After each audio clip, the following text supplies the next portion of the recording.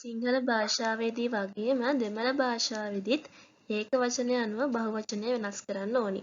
බොහෝ අවස්ථාවලදී ඒකවචනයක් බහුවචනයක් කරනකොට ඒකවචනය අගට කල් යන්න පමණක් එකතු කරත් ඒකවචනය අග තියෙන අකුරට අවධානය යොමු කරලා එය බහුවචනයට පත් කිරීමට අප කටයුතු කරන්න ඕනි. අපි මෙහිදී නාමපදයේ අග අකුර මේ දක්වන අකුරු වගේම පුද්ගල නාම බහුවචන කරන ආකාරය ගැනත් සලකලා බලමු. නාමපදයේ අග අකුර අල් මයන්න වුණහම අල් මයන්න ඉවත් කරලා එම ස්ථානයට ංගල් එකතු කරනවා. උදාහරණයක් විදිහට ඉඩම් කියන වචනය අල් මයන්න ඉවත් වෙලා ඉඩංගල් බවට පත් වෙනවා. ඒ වගේම තවත් උදාහරණ තමයි කුඩම් කුඩංගල්, පාඩම් පාඩංගල්, වරුඩම් වරුඩංගල්, කින්නම් කින්නංගල්. නාමපදයේ අග අකුර අල් යන්න වූ විට ඒ කියන්නේ පාම්බුලාන වුණහම ඒ අකුර ඉවත් වෙලා එම ස්ථානයට උත්කල් එකතු වෙනවා. නමුත් මේ අකුරින් අවසන් වන හැම නාමපදයකටම මෙහෙම වෙනස් වෙන්නේ නැහැ. උදාහරණ තමයි පල් පත්කල් බවට පත් වෙනවා. කල් කට්කල්, විල් විත්කල්, සොල් සොට්කල්, පුල් පුට්කල්. නාමපදයේ අග අකුර ල් වූ විට මේ කාල්ලාන වුණහම ඒ අකුර ඉවත් වෙලා එම ස්ථානයට ඉට්කල් එකතු වෙනවා. හැබැයි මෙතෙන්දිත් ල් අකුරින් අවසන් වන හැම නාමපදයක් සඳහාම මෙහෙම වෙනස් වෙන්නේ නැහැ.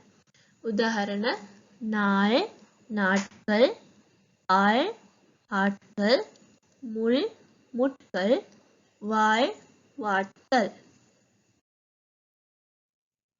නාමපදයේ අග අකුර න් වූ විට ඒ කියන්නේ இரண்டு சுழி නාන වුණහම මේ අකුර ඉවත් වෙලා එම ස්ථානයට හල් එකතු වෙනවා.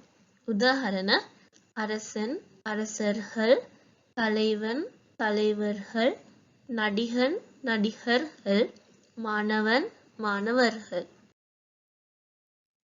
පුද්ගල නාම බහුවචන කරන ආකාරය. පවුලේ සමාජිකයන්ගේ හා තනතුරු නාම බහුවචන කරනකොට අගට මාර් යන්න එකතු වෙනවා. අම්මා අම්මාමාර්, අන්නා අන්නාමාර්, අප්පා අප්පාමාර්, පාට්ටි පාට්ටිමාර්, මහන් මහන්මාර්, මාමා මාමාමාර්.